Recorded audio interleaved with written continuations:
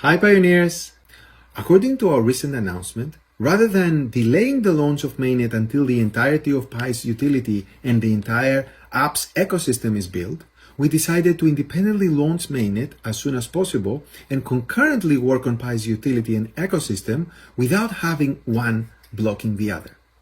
Now, going to Mainnet has a few requirements, and here are 4 important ones, but there may be more. 1. Producing a robust testnet since its nodes will transition to Mainnet. The core team is working on this along with the node candidates. 2. Iterating and improving the blockchain algorithm. The core team is working on that. 3. Creating the Pi crypto wallet for pioneers to receive their Mainnet Pi. We are also working on this, and today we'd like to ask you for some feedback relating to its design.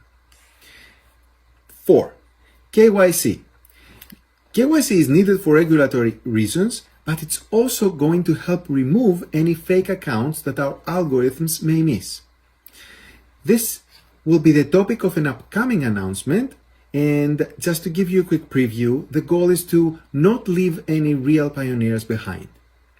So let's talk about the Pi wallet now and our question for the day.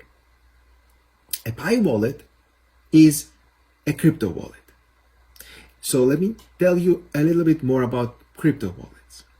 A crypto wallet is a piece of software that allows people to access their assets and be able to make transfers to other people. The Pi core team will help pioneers create their Pi blockchain credentials so that you can transfer your Pi into Mainnet, meaning set up your Pi wallets. So today we have an important question for you in terms of the type of wallet you'd like to have to receive your Mainnet Pi. As Pi is an open blockchain, you don't always have to use our wallet, but we need to create one for you to transfer at least initially to that wallet the Pi you have been mining. We plan to launch the Pi wallet early next year so that you can set it up ahead of Mainnet and make sure it works and it is as you expect.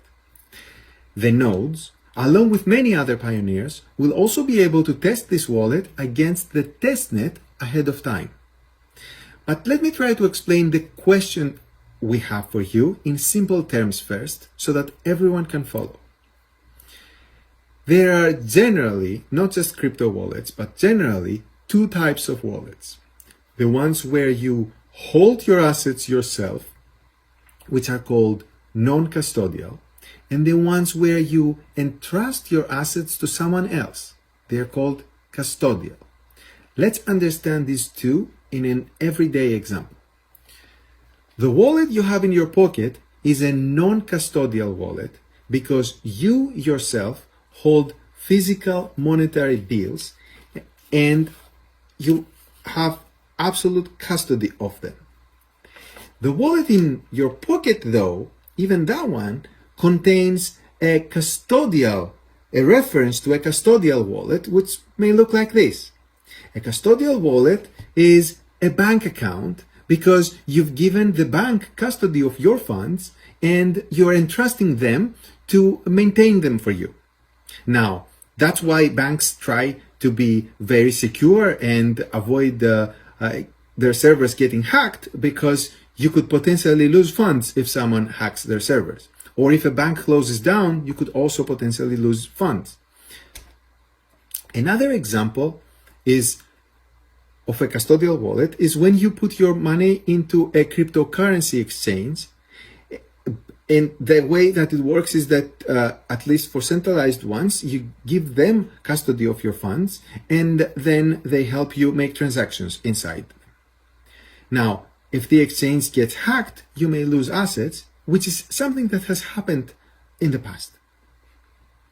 Traditionally, people keep large amounts of money in custodial wallets, for example, bank accounts, and smaller amounts of money in non-custodial wallets, for example, in their pocket or under their mattresses or wherever they like to put them.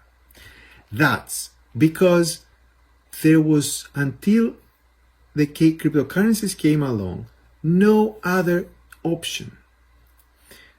So it was hard for someone to maintain a large amount of money in a non-custodial way, because they would have to hide chunks of bills in their homes.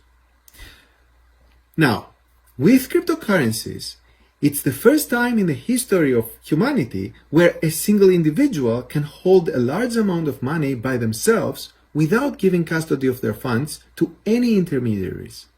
And here's how it works. A crypto wallet is essentially constructed using a secret password that is called private key. This private key is necessary to make any transfers out of the wallet.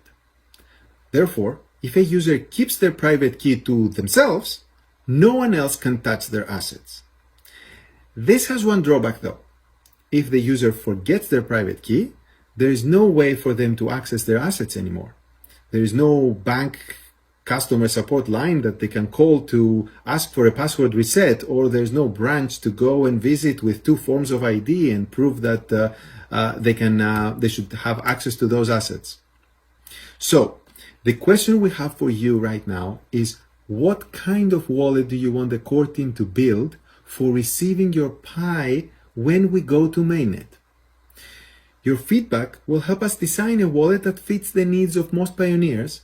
And in any case, keep in mind that one of the core design goals of the Pi wallet and in general the Pi core team is to make the software we make as accessible and as easy to use, regardless.